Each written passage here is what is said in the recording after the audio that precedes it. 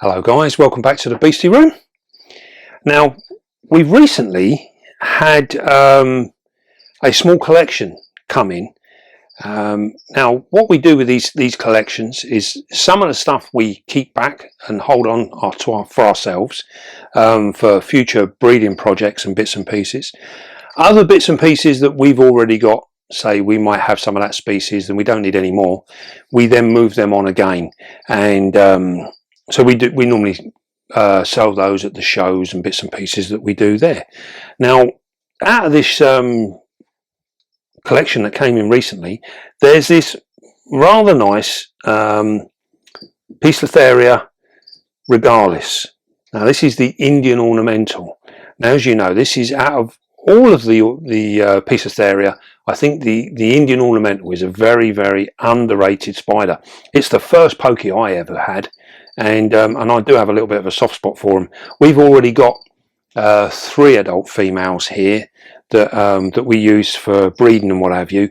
And I've sort of like thought, well, do you know what? I think we're going to keep this one as well. They are so nice. So we're going to hang on to that. Now, so she's in this enclosure at the moment. So we're going to put her in the same style, same size, same style enclosure. We're just going to give it a bit of a revamp and a clean up. She looks like she's in need of a bit of a change, so we are going to set this one up here, and I thought it'd be an ideal way to have a nice look at her as well, and just see what we're going to do. So we've done these before. Now we find they do really well here. So what we're going to do, we are literally just going to have some soil here, not too much. So what we're doing, this is a 20 by 20 by 30 exo. Now you've got to remember, you've got vents down the front here on these, and these vents here are activated by the vent in the back here. So what we want to do is we want to try and keep our soil below this vent here, because what will happen is when you water your moss or whatever it is you have in there, then what will happen is if it's up high, the water will run straight out through these vents and it drips out down here and makes a terrible stain on your shelf. So we try and avoid that at all costs. Now we're going to we've got a couple of bits of cork bark here. Not quite sure what we're going to do with it. Now these guys, they do like to be able to hide away a little bit. I wonder if we can use that. We'll get a better look in a moment. What we're doing here, we are just trying to give it somewhere to go. So it's this spider, it's going to have 2 options here as to where it wants to go. We've got a nice bit of moss here. I think this moss actually will pretty much cover that floor area. Look at that, look at that. Look at that. Look at that. that literally, that was made like a glove. Perfect, look. Isn't that lovely? Right, just like that. I am pleased. Right, so as you can see there, this has literally taken about 30 seconds and we have made a lovely enclosure. So what we're going to do now, we need to put in a water bowl. So I need to get my spray around here. We've got our heat gun already on the go. As you know, we do like our hot glue gun. So what we need to do, we want to have a little look and see where we want to place this, because sometimes if they don't like where it is, they'll break it off, which is rather annoying. I think what we'll do is we'll put it on the side there, so we'll have it up relatively high. Yeah, and then that way what we'll do is we'll glue it to the bark, not the glass, and then that way, should we at any point need, you can see how hot that is. should we at any point need to get this out for whatever reason, we can literally just move that piece of bark and that will do it. Oh, I thought that might have just stayed there a little longer than that. Right, so here we go. On there. Now, once we've added our water, as you can see, it goes off straight away. So we're just going to, where I dropped it, we've got a couple of little loose bits here. And they go literally brittle. So as soon as we get a bit of water on them, they go brittle. And now that means it is actually safe for our spider.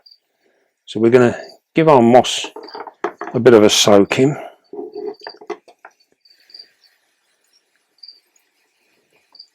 Now then, there's something we need to sort of like highlight here. As you can see, we're giving this moss a really, really good drowning. We are soaking it. Now that is all perfectly well and good. We cover full mesh tops on these spiders, so that will allow any excess water to actually just dissipate through in the warmth of the room. But the most important thing, although these spiders like a high humidity, they also require somewhere dry in which to rest. So that dry place will be behind this bark or behind this piece here. They will web that up and that will stay dry. It is most important that all of these high humidity spiders, we've been talking a lot about humidity recently, and it still seems to be confusing for many people. Although they require high humidity, they must have a dry area in which to rest. They can then come out and they can go into a damp area, whatever. It's not going to cause them any problems. But they must be able to rest in a dry area. So we never spray inside the backs of these cork barks. So in any of our spiders where we do similar setups like this, we don't spray in the back where their sleeping area is, if you like. So wherever they rest, that area must remain dry. Now we can we cover this here. This is wet now, and because of the way we have our room set up, this will just dissipate through the mesh top. Now the mesh, again, we get asked every time, you know, do you have problems with the mesh? Now I personally have not had any issues with mesh tops, and I've said this before. I think much of what happens is that we get it's all about putting things in perspective, and I think yes, there are the odd occasion where terrestrial spiders, mainly terrestrial spiders, will climb up onto the roof of a meshed enclosure. They might get their foot, because they've got tiny little hooks on their feet, they might get them caught in the mesh. This mesh here, I don't know if camera lady can come in tight enough, probably have to zoom right in, but you'll see it's actually quite big. It's quite big holes, so they don't tend to get caught in it. But there is some mesh on some of the enclosures where it is very fine, and that tends to be the one that catches them, if it's going to catch them. But when I say about putting things in perspective, when you consider the amount of spiders that are kept just in the UK, you know, let alone the world, there is just like a handful of incidences where spiders have been caught out, where they've got their feet caught in there or whatever. I personally, in all these years, have never had any issues whatsoever, so I don't see any problem with them. I, in actual fact, think that we can get a much better environment by using these, whereas I know there's a big following for having solid lids, sealed tops. We do in fact still use sealed tops on occasion, but only for breeding purposes. We don't use them for our day-to-day maintenance or housing. We only do it when we want to up the humidity within inside that enclosure, and that again is mainly for the pokies, because they seem to like a high spike in humidity and temperature seems to get them to drop their sacs. So that is why we do it with them. But generally speaking, we have the mesh. And as I've said many times, it gives us so much control over the environment. And I believe it gives our spider a much better environment in which to live. So we've got our enclosure all completely made up.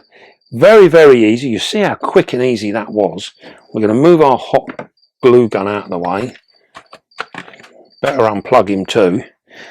We're going to get rid of these bits of moss, and we are going to have a look at this wonderful spider. Now she is actually, at the moment, she is sat, we'll open this up, she is sat on the back there. We're going to take the lid off as well. There you go. And as you can see there, she is not particularly phased by any of this. She seems rather steady. Now these guys have terrible reputations. The Poecilotheria genus has really bad, reputations for being extremely fast and, shall I move this a little closer? So they've got bad reputations for being extremely fast and having very potent venom. Now, venom is a very difficult subject to explain or to put across in many ways. Many of our spiders that we keep are what we class as medically significant, and what this means is it is likely to, a bite from one of these spiders is likely to cause you quite a lot of discomfort. You may well suffer with cramps. You're definitely going to suffer with swelling, heat. You can often feel heat within the bite. If you get bitten in your hand, your arm is going to be affected. There's many different things that can happen when you get a bite from one of these spiders. Now obviously the real key is don't get bitten in the first place.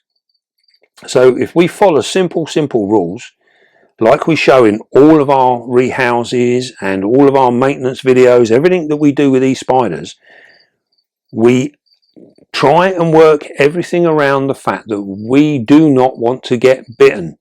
So we can handle some of the feistiest spiders within the hobby very easily and simply, you know. And this is all down to following these simple rules, you know, just staying calm, working out what you're doing, making sure that your area is ready. There's all these different things we talk about them many times. So what we're going to do now is we are going to move her from here into here, and we need to work out what is going to be the best way in order to do that. I think she's eating something, Dave. She has actually. She was fed just before she was picked up. So when I went and picked up these spiders, there was about a dozen of them, and they'd all been fed that day. So what she has there is actually a bolus, what we call a bolus. Now that is where she's eaten the roach, and this is the remains of what is left, the bits that she has no use for. Now as you can see, she is still holding on to it and doesn't want to actually give it up. So there's obviously still a little bit of something in there that she likes. She's in very good condition. She's got a lovely big abdomen on her. So we are going to now see whether she is going to stand up to the reputation of the Indian Ornamental as being a little bit feisty and a little bit fast. So we're going to work out now how is best to move her out. The fact that she is up here and she's sitting, you know, we're moving around here and it's not affecting her at all. She is sitting just above her hide. I'm wondering whether if we put these tanks side by side, we can walk her out over the top and into this new tank. I think that is what we're going to have a go at. That is what we're going to do, because ideally I'd rather not use a catch cup if I can help it. So what we're going to do, we want her to go in this one. So we're going to turn this one around here. I'm going to move this all over here so maybe camera lady can see. Let me get my stool. Going to get your stool.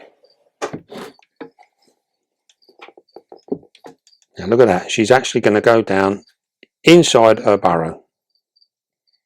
Now that is a cheeky spider. Cheeky spider. Right, so what we're going to do, when in this situation, we need to get down deeper than she is. There's no point touching her here. If we touch her here, up on the top here, she's just going to go straight down. So we want her to come up, which means I'm going to have to come in the front of you a little bit here. Okay. Are you in a good position to carry this through? Yeah. Yeah? Right. So what we're going to do, can you see that? Yep. You sure? Yes. Right, I shall get down in front of her. Now you see she's come up straight away. Bearing in mind now, we're going to walk her out backwards. Look at where my arm is. My arm is over the enclosure we want her to go in. So we need to be a little bit wary of that. Don't forget, these guys can be fast. This is what we want her to do. We want her to swap onto this side, which is where she is now. I'm going to ask her very nicely just to leave. That's it. Just come up. See how we're picking her up with a paintbrush? Oh, careful, careful, careful. There we go. There we go. There she is. And we can just hold her there. You get a really see the colours on her better now. Good look at her now. She is absolutely beautiful. I do think that the Indian Ornamental is probably the most common of the Poecilotheria, but they are so underrated. These are just as beautiful as any of the Metallica, the Ruffulata. They've all got similar markings, but very different in the same way. I mean, look at this on the back here. You can see on that abdomen, them tiger markings on the abdomen. Absolutely gorgeous. Seeing the lovely spots on the yellow. Yeah, the yellow. Now we can actually maybe lift her legs up a little bit, because she's not going into a threat display. When they go into a threat display, they lift up a bit like we are now. And can you see that yellow? And you can also see that bolus. There you go. She's backing off straight into the enclosure. So that is a dubia roach that she is still eating there. Absolutely gorgeous looking spider. As you can see, she's got a nice fit abdomen on her. This spider is actually ready to pair. If only we had a male, we would pair this spider now. Is that a hint, Dave? And give it a try. Yeah, if anyone's got a male regalis, give us a shout. We really do need one. We've got 3 females ready to go. And also this female here. So when we get this situation, when we are breeding our spiders, we generally want to get a molt from our females, and then we know where we are. When it's a fresh spider that's come in like this, she's in very good condition. She's got a nice big abdomen. Chances are she may well have eggs there. They just need to be fertilized. So in this instance, if you have a male, it's worth just doing it, because you've got nothing to lose. So you might as well just go ahead and attempt a pairing. It's definitely worth a go. So what we're going to do now, she's been so well behaved. If you come round this side again, you'll see what we're about to do. So as you can see, she's literally hanging on the edge of the enclosure. So we've got 2 ways we can do this. We can either touch her legs like this using the full length of the brush and slowly push her backwards, or we can go down between this leg here and come out this side and lift her up. Quite often if we do that, it makes them want to walk backwards, whereas if we go this way, sometimes they will feel threatened and they will go sideways or whichever way they feel fit. So what we're going to do, notice these hairs all on these legs. You see all these hairs? Let me come in a little bit, just so we can do it. It's a lot to be out. These hairs, every single one of them is telling this spider a story. It's telling it what is going on in the world around it. So the minute I touch them hairs, she will lift her leg before I've even touched her leg, which might be a good thing because it will give us access to get through. You can see the that bolus, she's actually holding the bolus with her pedipalps. I'm going to stay zoomed in to see if we can see what happens when you put the brush Right, on. so here we go. We're going to go in and we're going to try and pick her up. See her back leg has moved. We're going to go in, still in. See how now we're lifting her up. We're going to slowly ask her to go backwards. It's a little bit of an awkward angle for her. But it's not too terrible. There we go. It's as easy as that. So now we've got her free. We can move the old enclosure away. And the reason we do that is because if for any reason she bolts, we don't want her bolting back into her old home. We want to keep her out. So what I'm going to do now, I'm going to pick her up and put her on Susan. That's so dolly. There we go. Now if I turn around, you will get a really good look at the underside. Because she's sitting on that glass now. Keep coming and I'll move. This is the reflection. Oh, nearly there. And you can clearly see that bolus now. So that is her meal. Can you come and help me get a nice... I think it helped you moving out of the background. Zoom in. Right. It's very difficult with the glass. That's it, you got it there. Hey.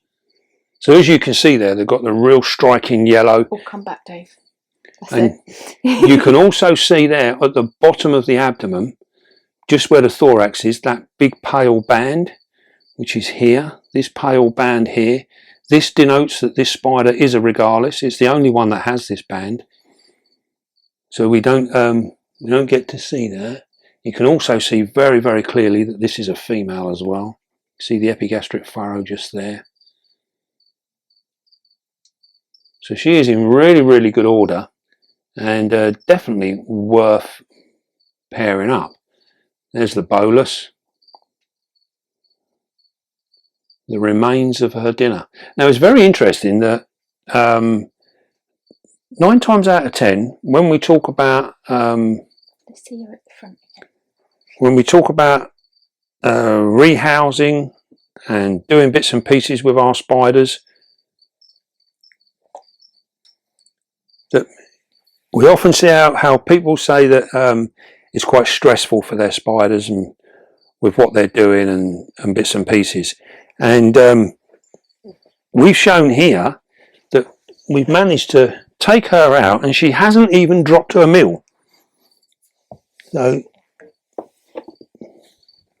she is she's held on to that meal. And camera lady bashing her. And camera lady bashing her about, yeah. Now as you would have seen there, we have no threat displays. We had none of that scary speed that we often hear about with the Poecilotheria. Would it have anything to do that she has her mouth full? Well, possibly. It's given her something to hang on to. But then when we've seen before, when we move them around, if we move them really, really gently, we don't give them reason to feel afraid, then there's no reason for them to react in a bad way. She's so pretty. She is very, very content. Very, very content. A little bit of stuff out there. Not sure what that was. A little bit of bolus, I think. So there you go. That is our new Indian Ornamental. And she is perfectly happy there. We also have a Metallica as well that came in. And I think what we'll do, we'll perhaps do a video on that one and we'll see how that one goes. And we can compare them then and see how they go. That one would have definitely finished its meal by the time we get around to doing a video. So that one will come out without anything to hold on to. So we'll see what happens. Right then, so when we're looking after these, if anyone's new and they're thinking about getting one of these, I personally think the regalis is the ideal choice as a first time pokey. They are just so easy to look after. Very easy. Remember, they must have a dry area. They like the humidity. With the humidity, we're looking at around about the 70s. That's more than enough for these guys. They don't need it any more than that for general maintenance. As long as they have somewhere dry to hide away, they will be happy. Remember, the more that you give your spider places to hide, the more you will end up seeing it. I know that sounds backward, but the more comfortable you make it, the more it will come out and share its beauty with you. So bear that in mind when you're setting up an enclosure. Also as well, these guys will sit out. When we've unfortunately we didn't have a branch here at hand at the moment, but what we will do, when we're going to rehouse all of our pokies back into their glass enclosures when we set up our new room, and we are going to have some lovely branches so that we can actually see them sitting out, because before we've had them and they will sit out and actually bask in the daylight. They will sit outside, so it's really nice to actually see them doing that. Now also as well, food wise, we need to monitor their food. A girl this size, she will take on full grown dubias, no problem at all.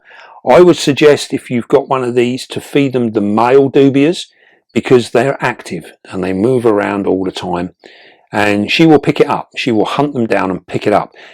Unless you're feeding females. If you feed the female dubias, I would normally tongue feed them, just so that I know that she's got it and she takes the food out of the tongs, and in that way they don't burrow down and disappear into the substrate. And I do that with all of the spiders pretty much, apart from the fossorials, because the fossorial spiders, we can drop a female down into the burrow and the spider's at the other end, she's waiting for it, and they'll take it. But if you feed them sparingly, you will see them more as well. So we want to actually see that hunting aspect of them. We want to see them out hunting physically for food, and that is the way to catch sight of your spider. Right, she's more than happy there, isn't she? Right, well, I hope you enjoyed that. A lovely spider there, and we will come and have another look at her very soon. And don't forget, be calm, be gentle, and love your spider. And I'll see you all soon, guys.